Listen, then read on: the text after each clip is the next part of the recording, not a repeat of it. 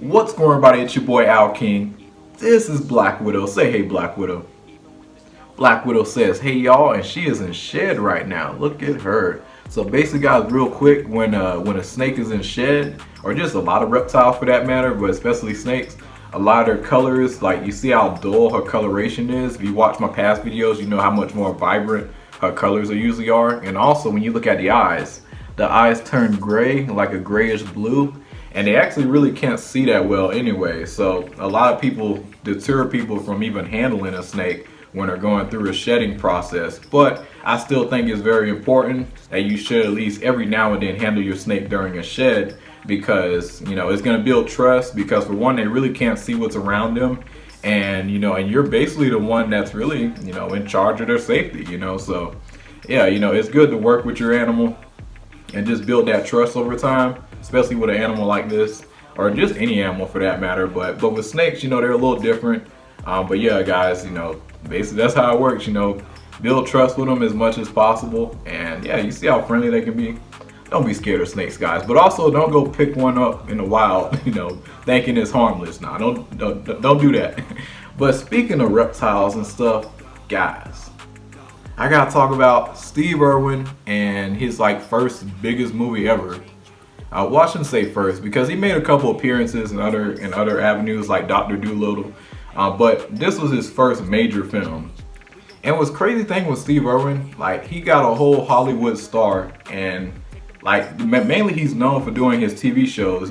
The series called The Crocodile Hunter that used to be on Animal Planet. He was the most known for that. But then when he started getting the movies and stuff, this was one of his main ones. He literally only did under 3 projects and stuff within that whole time period. But it's crazy how much he achieved just in that short period of time. Rest in peace to that legend right there, because of him, he's one of the reasons why I got into reptiles and just animals in general, but mainly reptiles I love the most.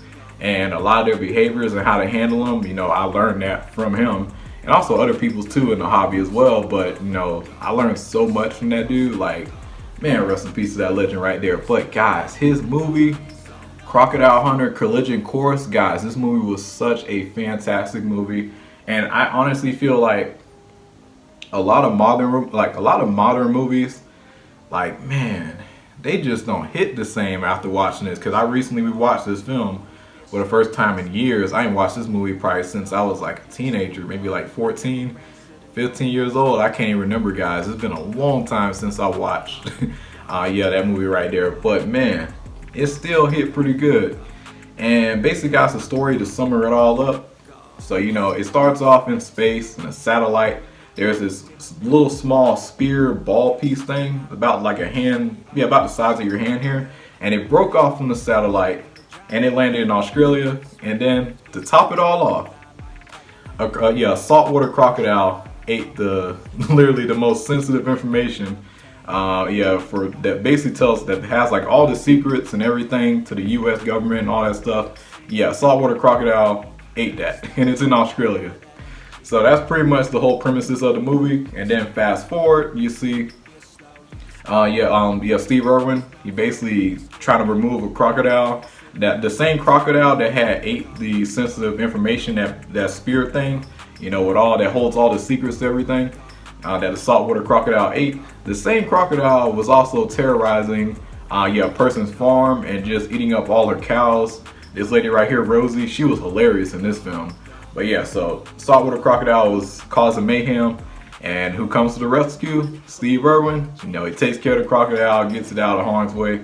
But somehow later on in the film, it does make its way back to Rosie. Yeah, well, I don't think, not to the farm, if I'm not mistaken, but they still had another interaction later on in the film. But but yeah, so he still moved the crocodile to a whole new location. But also at the same time, he's being hunted and tracked by who we thought was poachers, people out there hunt animals and stuff. But in reality, they was just agents, and they was trying to go retrieve information. So the U.S. doesn't have all the secrets and all the government stuff all out there to the public. Now, and the crazy thing will happen. So fast forward later. So Steve Irwin, all the way to the end, he had no clue about what the heck that spear was, because basically how he even got the spear, the crocodile literally, you know, cracked it out, and as he was releasing the crocodile, yeah, the spear was in like the box that he was using to like move the crocodile like out, you know, into a different area. So he picks up the spear, he cleans it, he's like, I'm gonna go study this.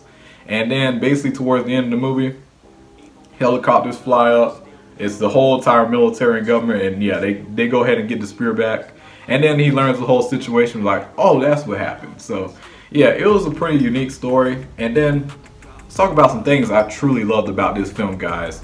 But one of the first things I love, it's not a lot of films that, you know, you really cheer on for a character. And also at the same time, it's not a lot of films that I watch where it's like a hybrid between a movie and a documentary at the same time. That's how this movie felt. It's like when you first see Steve Irwin, it just like feels like you're watching one of his old TV shows on the Crocodile Hunter.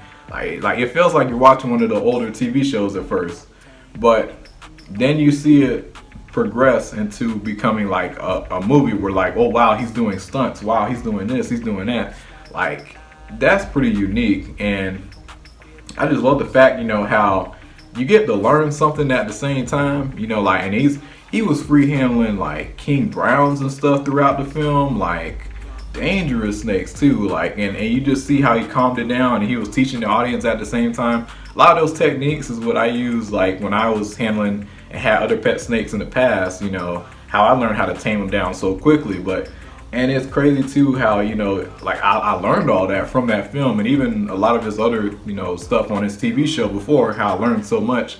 It's crazy how much I learned from that, you know, so it's pretty crazy. But so I just love the fact how I got to learn a lot from a film, and it was still fun and action packed. And like, guys, the stunts were really good. Still to this day, I still wonder, like, how was that scene done when like Steve Irwin was literally pulling a saltwater crocodile. Actually, no, let me scratch that. Saltwater crocodile was pulling him and, you know, his wife Terry on the boat, and they was literally just chasing down the crocodile, and then the crocodile was so strong it was snapping Steve Irwin out the boat.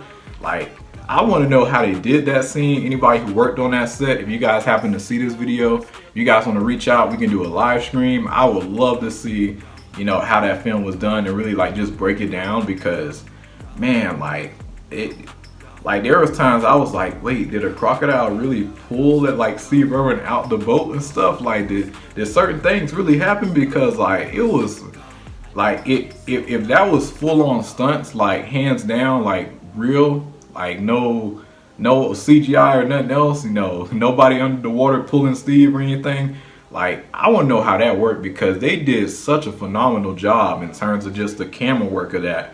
And man, Steve Irwin, like, I can tell they just let him do his own thing in this film, which I really like, you know, because I can tell there was a portion when they said, Steve Irwin, hey man, do what you do. You don't even need a script. You got the personality. Hey man, improv it, you know, just go for it, man. So I can tell they really had fun with this film. Yeah, so the stunts were awesome. Like, they was using dynamite, all types of stuff. They had this glider thing, and yeah, it was cool. And then another thing I loved about this film, I love the fact how like they literally made the Crocodile Hunter, like Steve Irwin, they made him almost like a superhero in a way. Like, he's up here saving animals, and then he's fighting off poachers. Like, literally, like Steve Irwin was scrapping. And then the most iconic scene, in my personal opinion, throughout this entire film was when Steve Irwin, he was fighting one of the agents who he thought was a poacher, and he pulls out, I think it was the king brown snake, and he literally aims it towards you know, one of the agents, and then the agent got scared. He just dropped the rope and he just rolled all over the ground. Like, that was a cool scene. That's still probably the most iconic scene that I think I've seen. And honestly, a lot of movies, you know, you just don't see fun movies like that no more. And also like inspirational movies too at the same time, because it's a mixture of both, you know. But yeah, guys, like Steve Irwin, like Crocodile Hunter, Collision Course, guys, this movie was outstanding. And it's very sad that, man, Hollywood really fell off. Because when I go watch an older, early 2000s, even 90s movies, like, I just have so much more fun, guys. I tell y'all, if this movie ever got re-released back in the theaters, I would go crazy, guys. I would be like, yes, I want to, hey, I'm going. And if you throw it in IMAX, oh, even better. Even better. But yeah, guys, that's really all I gotta say. Let me know what you guys think. Do you guys enjoy Crocodile Hunter Collision Course? Do you guys agree with me with everything I was going over? And to all my Australians out there, will we get along? I'm a Florida man. I got plenty of stories. I know my Australians. Y'all got plenty of stories to tell to y'all.